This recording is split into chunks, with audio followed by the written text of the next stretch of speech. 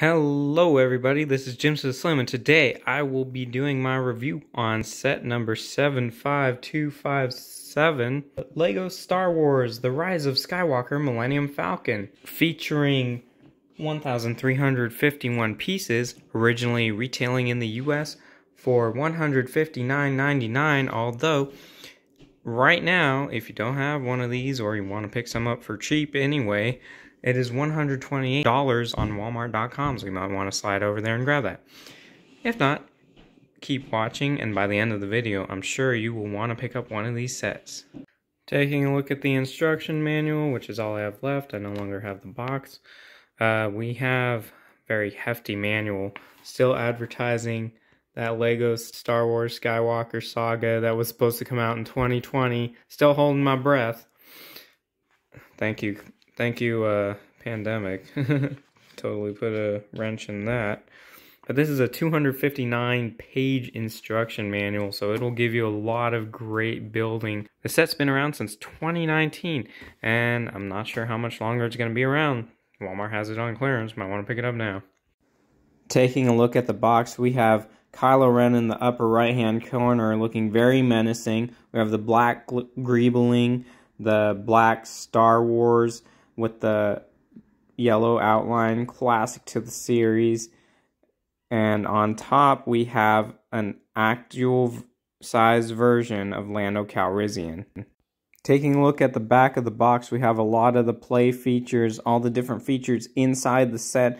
We have a scene with the Millennium Falcon landed on that planet where the rebels are amassing their troops and gathering together and getting ready to take on the First Order.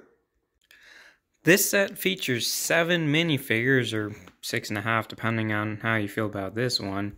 So starting with the smallest one, Dio, they actually fit a lot of great detail between his little custom mold and printing. Not bad, not bad. Kind of cool that they have different prints on each side. I'm sure that's accurate to what's in the movie. Been a while since I've actually watched them. We also have your fairly standard R2-D2. Not sure why his head print is so wonky. Fairly standard, much more detailed than what we got in our original sets back in the late 90s and early 2000s. We have your standard C-3PO. Woo! Just gonna go for a dive. Back printing, his custom head mold, different color on the eyes. Looking good. We also have OG Lando Calrissian. Looking great with his custom cape. Guess we have OG Lando. He's got 2 faces. Big grin. Bit of a more serious face on this side. His cape comes in 2 pieces. The collar and the actual cape itself. Both dual-sided. Black on the outside. Light blue tealish on the inside. Looking fresh. He has his cane and his weapon, which resembles some sort of a crossbow shooter. It has a chest print and a back print. Did I mention I love the hairpiece they used for Lando? He looks much older than he did in the original trilogy. They did a great job getting in that gray, his graying hair, and his golden years over here. Now moving on to Chewbacca. We have pretty much what I believe now is a standard Chewbacca. He's got one big piece for his head / torso. Lots of great details, more than you would fit in a standard print. Obviously nothing underneath, because why would there be? You're not going to be seeing it anyway.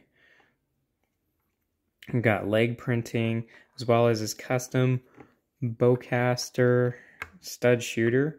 I have him with his extra stud, just in case he encounters any heat. And then we have an interesting, slightly random cameo character, Boolio, who showed up for maybe not very long in the movie, from what I recall. He's got a great custom headpiece with printing, of course. He's got great continuous chest to leg printing. It looks amazing. They put a lot of detail into that. It even has back printing. And then we have a lot of our favorite character, Finn. This is some hairpiece which you can remove. We're not going to remove his weapon. We're not disarming people today. He has a smiling face and then one that's looking more concerned, like maybe they're being shot at. Maybe he's manning the cannon.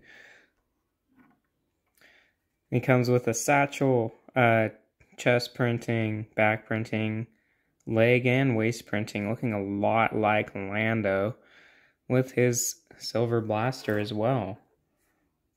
Moving on to the set, wow, we have so many details just from this angle. Let's start where to even start, you know? Start on the cockpit area. Got this nice printed cockpit piece, as well as the printed piece in the front. Can pop that off. You have a couple of control panels. One is, or they're both stickers actually. It's been a while since I built this. It's been about a year. So you can fit 2 characters plus Dio inside. I actually only ended up with Chewbacca inside because he just takes up a lot of space with his bowcaster, and I haven't really figured out if there's an armory in here or not. On top we have the stickered pieces for the hallway that leads into the main body of the ship. Got a lot of stickered vents. The stickered vents on the back. Got a lot of awesome greebling with these random pieces. Paint rollers. More stickered vents. The radar dish, which unfortunately this is not UCS, so we don't have any printing or anything on it. As well as the turret. The sticker piece here, and also a stickered window for the gunner to look out of, although if you're at this angle, not sure how you're going to see.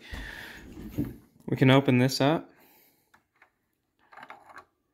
Out pops our gunner seat with a seat for the top gunner and the bottom gunner.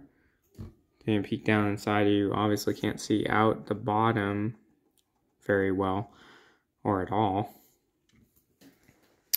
Usually I have Finn in here manning the guns because Finn is a better shooter than a pilot. We'll just tuck Finn back down in there. We'll just pop the cockpit back on before we proceed. Taking a look.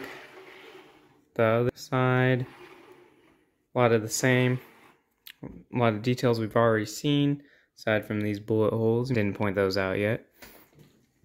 Just love the greebling on this ship. They did a really fantastic job. Now, coming down in front, and take a look up in the area where the escape shuttle, the escape pod should attach to. Obviously, Han never replaced that, never felt the need to. Probably would rather just go down with his ship. I love the asymmetry they have going on here, representing that this is a very old, very worn down ship. It has never been repainted. We have some awesome greebling on the side here. Now up in here you'll see one of the flaws. They have a lot of gaps over here, which is why it looks great from the top, but when you come down here you start to see the flaws. But the greebling down here looks amazing. Got the spring-loaded shooters, which are just so well integrated. You can reach in here and fire them off. I love that the actual spring-loaded shooters add to the greebling effect. They just add to the detail. You have a lot of random pieces like telephones and binoculars. These non-functioning doorways. And bringing back to the engines. One of the best engine designs I've seen on the ship.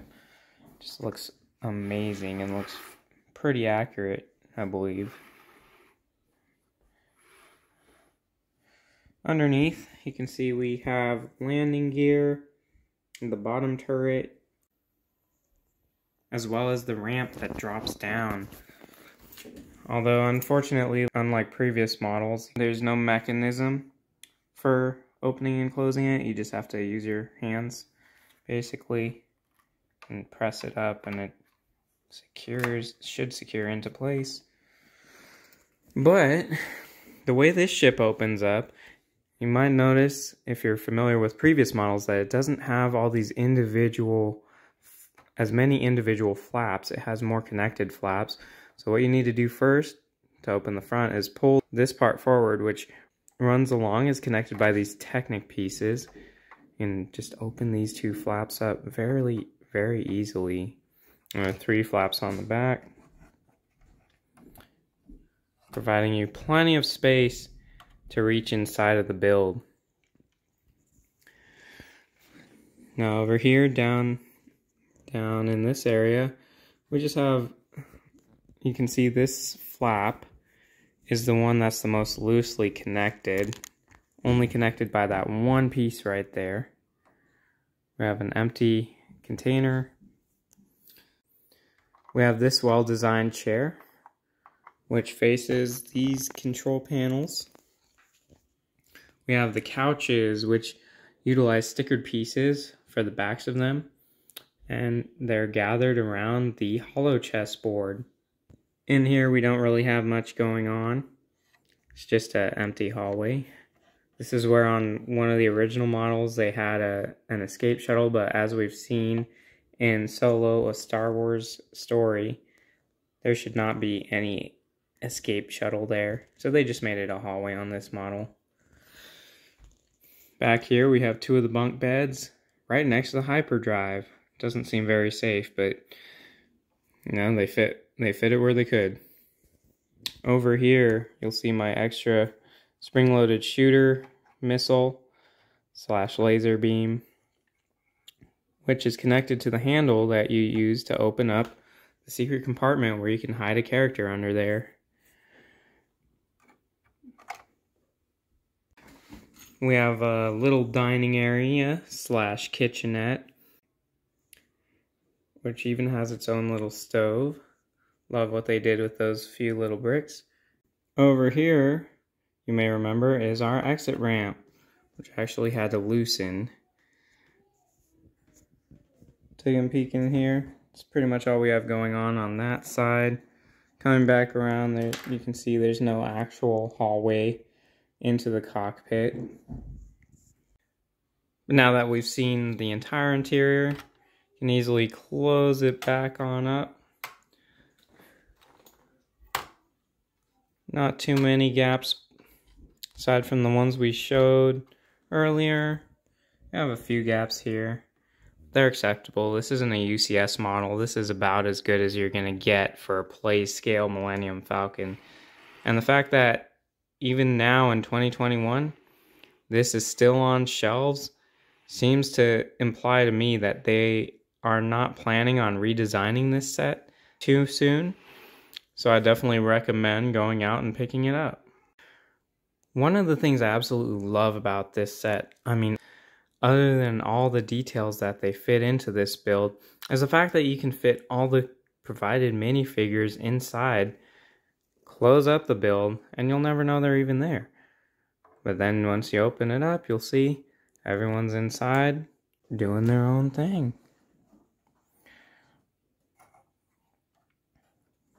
Now, obviously, one of the drawbacks is that since they decided to make these only connect at one spot for each flap, the connections are not the strongest. But if you're going to be flying the ship around, you'll probably be flying it around with the flaps closed anyway, so it shouldn't really be a big issue. So in conclusion, I would definitely give this set at least a 9 out of 10 because I feel like in terms of play scale, Millennium Falcon, it is the best you're going to be able to get. It has great displayability, great playability. Anyone would be proud to have this in their collection. But go ahead and let me know what you guys think in the comments below. Feel free to as always to like, comment, subscribe, share the video with your friends. Let them know there's this sale going on. If you want to pick up this set, you better do it right now because it's probably not going to be around for much longer. And with that, this is Jim to the Slim, signing out.